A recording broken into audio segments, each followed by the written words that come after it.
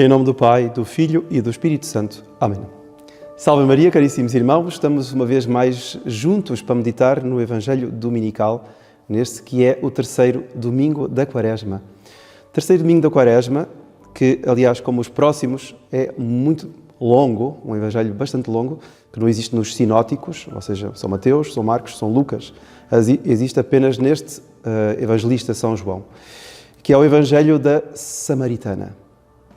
Nosso Senhor que vai à Samaria e está com sede e pede água à samaritana e converte aquela samaritana. É um evangelho, de facto, que nos faz, tem como, digamos, uma peça-chave, uma peça, digamos, um sinal, como São João gostava de dizer, um sinal que é a água e que vai ser chamada de água viva por Nosso Senhor. Vamos ver o que será esta água viva. Mas para antes de lá chegarmos, vamos apenas aqui a um pouco de história, porque é preciso realmente nos enquadrarmos, digamos, localizarmos do porquê que Nosso Senhor entra na Samaria. Era uma área que era impura para os judeus.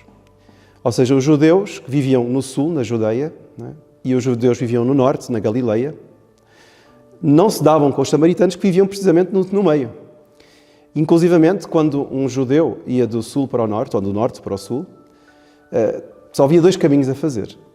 Ou ia pela própria Samaria, mas no risco de se tornar impuro, porque ele não podia nem aceitar comida de um samaritano, não se davam minimamente. Ou então ia para a Transjordânia, né? Passava o Jordão, ia por outro lado, para já não passar por terras samaritanas. Então era realmente uma incompatibilidade aguda, fortíssima. Porquê? Porque, historicamente, os samaritanos tinham se tornado impuros para os judeus, digamos, puros, os judeus genuínos. Porque no século VIII, cerca do ano de 721 a.C., o rei da Assíria conquistou a Samaria. Conquistou Samaria e deportou todos os judeus. Ou seja, a Samaria tinha judeus, como todo o Israel. Só que ele deportou os judeus e mandou virem povos da Babilónia para a Samaria. E os povos começaram a habitar ali e começaram a praticar o seu culto idolátrico, ou seja, os cultos das suas terras. Este Deus, aquele outro Deus.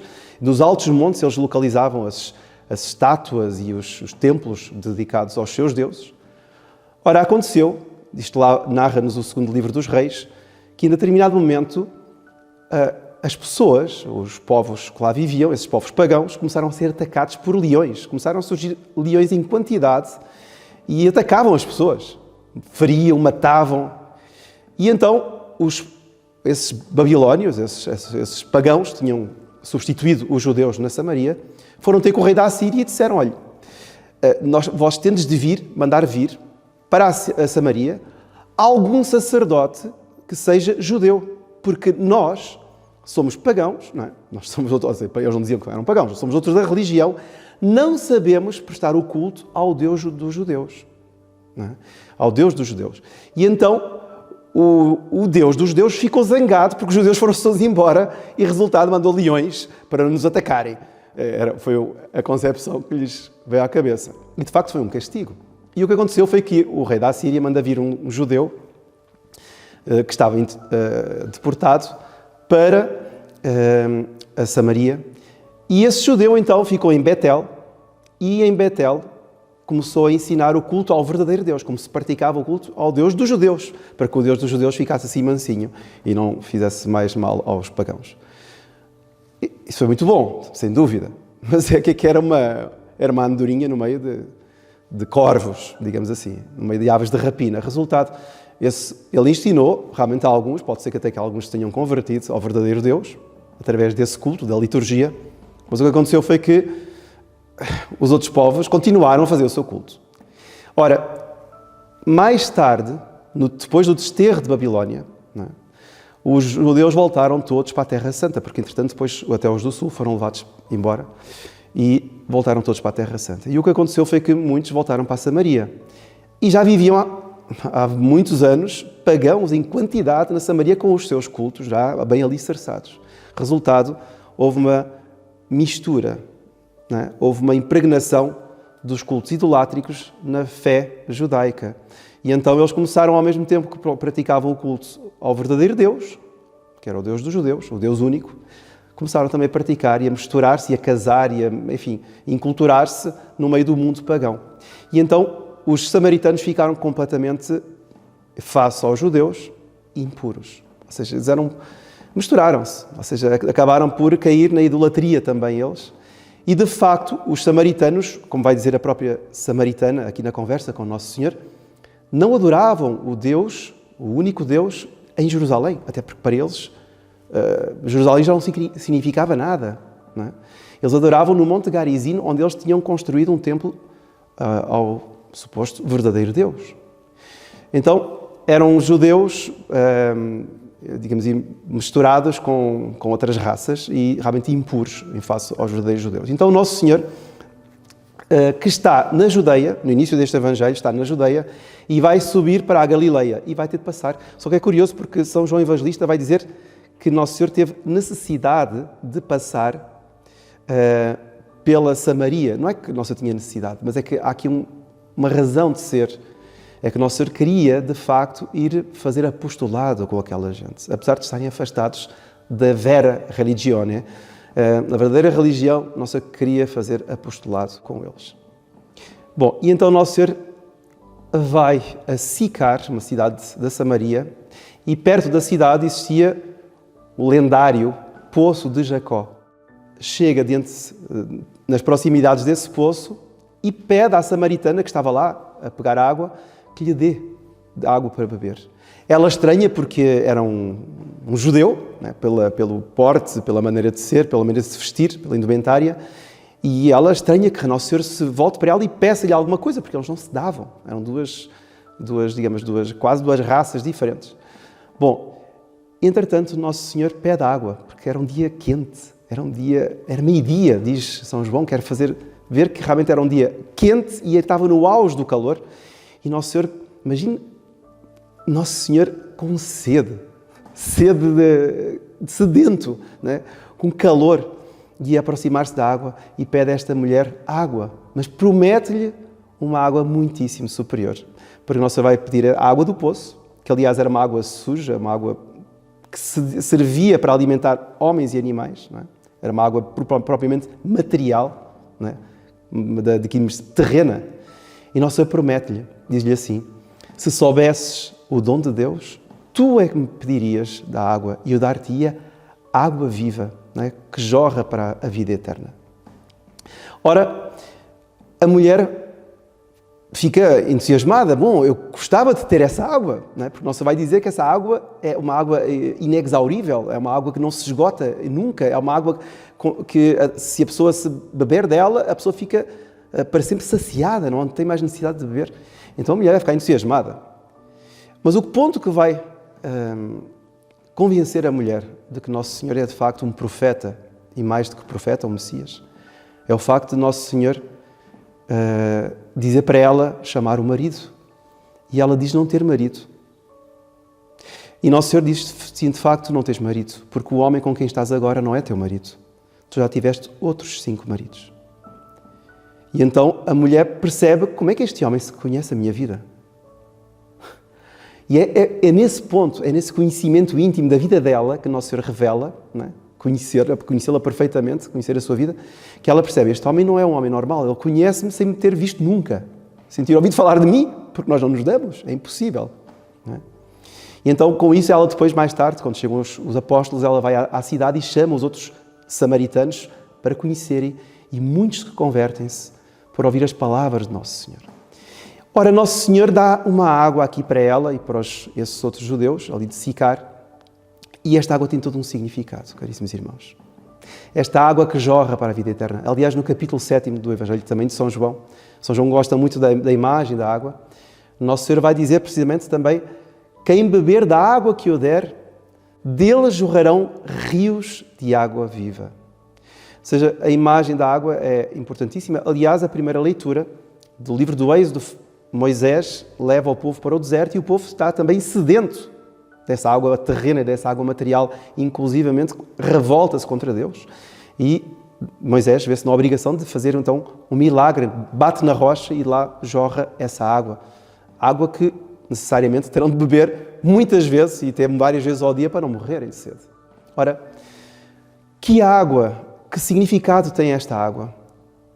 É muito bonito porque é a água que nos dá a vida, é aqui símbolo, uma vez que São João me faz ver que Nosso Senhor ensina uma água que jorrarão rios de água viva e é uma água através da qual a pessoa não tem mais sede. O que é que significa isto aqui? Isto é evidentemente uma imagem do desejo de Deus. Quem deseja a Deus e se agarra a Deus a partir do momento em que consegue, digamos, ser de Deus, ele não tem mais vontade de outras águas terrenas. Ou seja, quem é tocado pelo Espírito Santo, que esta é a imagem propriamente, a água é a imagem do Espírito Santo, quem é tocado pelo Espírito Santo, esse Espírito Santo jorrará como rios de água viva para os outros. Quer dizer, a imagem da água, desta água que Nosso Senhor vem trazer para a samaritana, para os outros samaritanos, é precisamente a imagem do Espírito Santo. Porque é o Espírito Santo que está dentro de nós, isto é uma coisa muito misteriosa, evidentemente, e que nos faz desejar Deus. A alma humana, caríssimos irmãos, a alma humana de si deseja Deus. A nossa alma deseja Deus. A nossa alma foi feita por Deus e, como diz Santo Agostinho, não descansará enquanto não estiver em Deus. Mas se naturalmente isso acontece com o Espírito Santo no fundo da alma, pelo batismo, né, porque esse é o símbolo que está aqui bem constituído, é a questão do batismo e da vinda do Espírito Santo sobre a alma, com o batismo isso a fortiori, isso aumenta esse desejo, essa necessidade de agregação, de união com Deus, aumenta pela permanência do Espírito Santo em nós. E de facto, caríssimos irmãos, nós temos no fundo da alma esse desejo de união com Deus. É uma pena, tantas pessoas às vezes dizem, eu não conheço a Deus. A samaritana não conhecia a Deus. A samaritana não conhecia. Ela era pagã, ela estava unida com um homem que não era o seu marido. Tinha tido outros, sabe-se lá o que é que tinha acontecido na vida dela. Ela estava afastada, ela não conhecia o verdadeiro Deus. Ela teve o anúncio do próprio Jesus, Nosso Senhor, que se foi dizer, eu sou o Messias, por outras palavras. Mas deu-lhe a revelar, deu-se a revelar. E ela converteu-se. Ora, nós às vezes andamos tão perdidos na nossa vida, em busca de tantas matérias e águas terrenas que nos supostamente podem saciar. E nós temos de fazer perceber, Deus colocou essa ânsia de eternidade, essa ânsia de absoluto, não é? Colocou no fundo da nossa alma. Só o Espírito Santo, só o batismo, só a vida da graça nos pode saciar essa sede. Vejam como Santo Agostinho, por exemplo, ia dizer Santo Agostinho, mas não.